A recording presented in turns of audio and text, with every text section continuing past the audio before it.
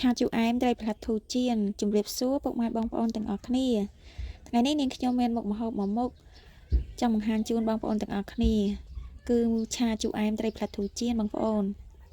នាងខ្ញុំមានត្រីផ្លាធូចំនួនកន្លះគីឡូហើយសាច់ជ្រូកមខាំព្រមទាំងមានសាឡាត់ខ្ទឹមបារាំងជាមួយនឹងម្ទេសផ្លោកប៉េងប៉ោះចំនួន3ផ្លែចំពោះបន្លែទាំងអស់នាងខ្ញុំបានចាត់លាងទុកម្លាយជាការស្រេចបន្ទាប់មកនាងខ្ញុំចិញ្ច្រាំសាច់ជ្រូកឲ្យល្អិតបងប្អូនទាំងអស់គ្នាឲ្យទុកម្លាយបន្ទាប់មកនាងខ្ញុំមកធ្វើការចៀនត្រីផ្លាធូបងប្អូនរួចនាងខ្ញុំចាប់ផ្ដើមលាយទឹកសោសបងប្អូនមានប្រេងខ្យងទឹកប៉េងប៉ោះទឹកម្ទេសម្សៅស៊ុបជាមួយនឹងប៊ីចេងស្ករសបន្ទាប់មកនាងខ្ញុំកូរគ្រឿងឲ្យសព្វហើយទុកម្លាយសិនបងប្អូនហើយបន្តមកទៀតនាងខ្ញុំមកធ្វើការប្រែត្រីសិនបងប្អូនឃើញថាត្រីរបស់នាងខ្ញុំឆ្អិនមកចាហៀងហើយបងប្អូននាងខ្ញុំចាប់ផ្ដើមប្រែមកចាហៀងទៀត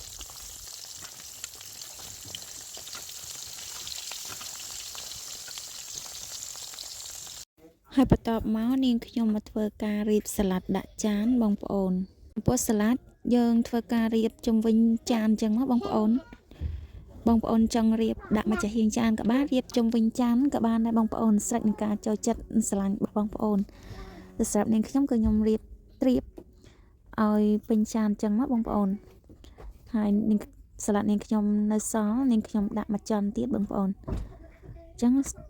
សម្រាប់ការចូលចិត្តរបស់បងប្អូនចូលចិត្តសាឡាត់តិចដាក់តិចចូលចិត្តសាឡាត់ច្រើនដាក់ច្រើនបន្ទាប់ពីការរៀបសាឡាត់ដាក់ចានហើយនាងខ្ញុំមកធ្វើការស្រង់ត្រីដែលនាងខ្ញុំបានចៀនចាស់ណាបងប្អូនរួចនាងខ្ញុំយកមកត្រៀបពីលើចានសាឡាត់ដែលនាងខ្ញុំបាន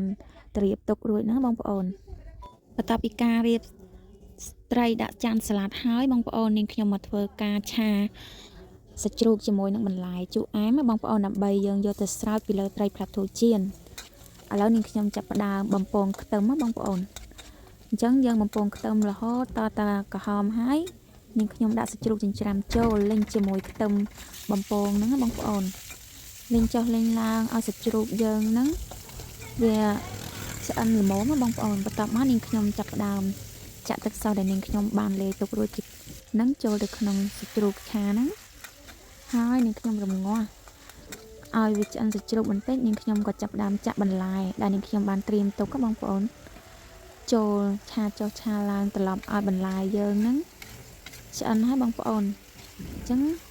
បន្ទាប់មកនាងខ្ញុំក៏បានរយគល់ដើមខ្ទឹមបងប្អូនដើម្បីឲ្យឆាជូរអែមរបស់យើងហ្នឹងធំក្លិនឈ្ងុយបងប្អូនមានរសជាតិឆ្ងាញ់ផងដែរ